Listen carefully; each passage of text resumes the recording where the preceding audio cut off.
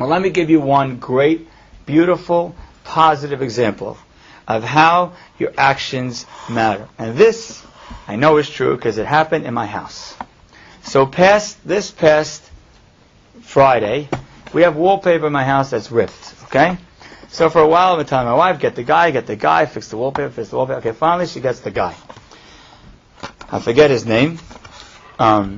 Keith is the termite guy. That's not that guy.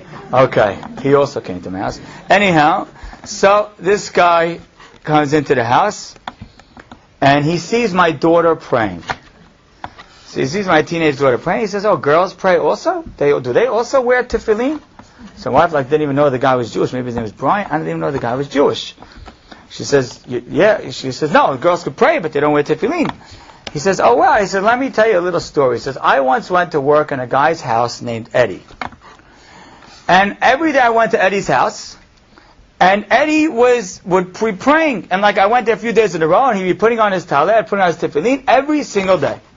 So I went over to Eddie one day, and I said, you still wear that?" He says, "Yeah, of course I wear it every day." He says, "How about you?" He says, "The last time I wore it was at my bar mitzvah." He says, a few days later, I get a phone call from Eddie. "Come to my house." He says, "Eddie, I couldn't make it to his house for maybe a few weeks after that."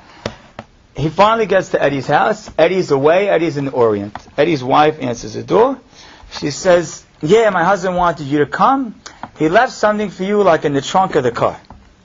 So she opens the trunk of the car. Guy goes inside, and he sees a bag from Eichler's. Or Mekor, one or the other. He says, "What's this?" She says, "Open it up." She opens it up. He opens it up. And he sees inside a brand new pair of tefillin.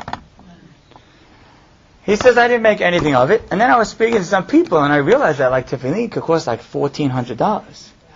He says, "Eddie bought me a pair of tefillin that could cost that amount of money?" He says, "I started putting on tefillin, and I've been wearing it every day since 8 years." Here's the cool part. Eddie doesn't even know. I don't even know who Eddie is. He doesn't know Eddie's last name. He lives somewhere on the V12th area, something like that.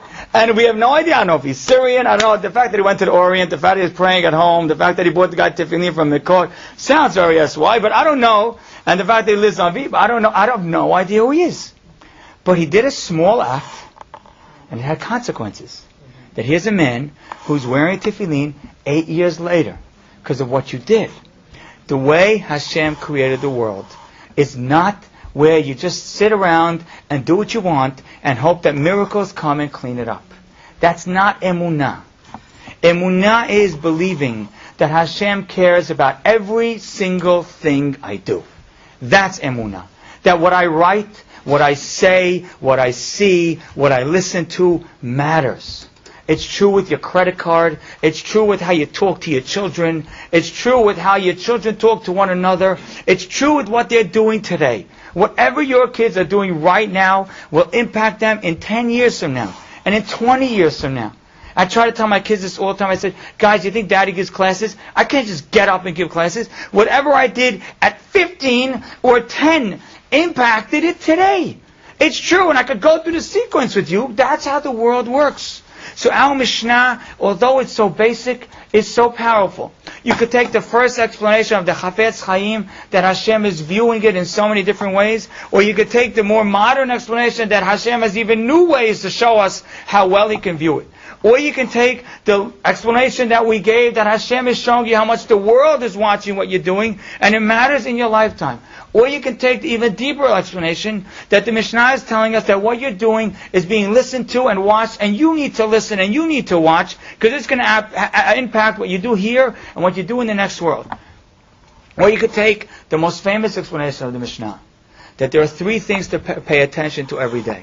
Pay attention to your thoughts, pay attention to what you say, and pay attention to what you do. If you pay attention to what you think, pay attention to what you say, and pay attention to what you do, then you'll be on a pattern that's beautiful. And maybe this is what the Mishnah means. First thing is, Ayin Ro'ah. He knows what you're thinking. Hashem is seeing what you're thinking. Ozen Shomat. He's listening to what you're saying. And everything you do is also being recorded. So if you can watch those things, watch what you think, what you say, and what you do. And realize that they all have an impact. What you think impacts what you say, and what you say impacts what you do, and what you do impacts who you are. If you can realize that lesson every single day, then that's real faith. Believing that when I do something, when I have actions, those actions have consequences. Thank you.